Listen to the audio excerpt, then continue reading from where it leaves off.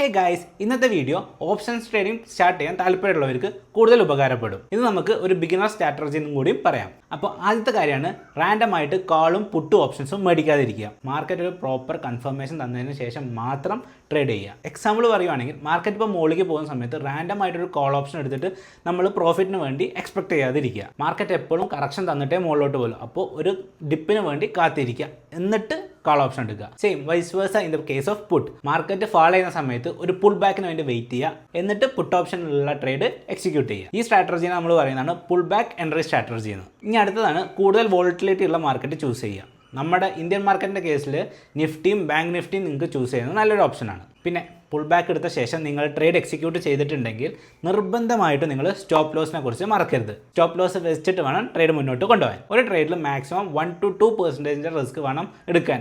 അല്ലാതെ ഒരൊറ്റ ട്രേഡ് എടുത്തിട്ട് കോടീശ്വരനാവുന്നുള്ള വ്യാമോഹം വെക്കരുത്. സോ ഞാൻ ഇപ്പോൾ പറഞ്ഞ കാര്യങ്ങളൊക്കെ വെച്ചിട്ട് ചുമ്മാ ഒന്ന് പേപ്പർ ട്രേഡ് ചെയ്ത് നോക്ക്. വർക്ക് ആവുന്നുണ്ടോ നോക്കാം. വർക്ക് ആവുന്നുണ്ടെങ്കിൽ do follow me and share this video with your friends.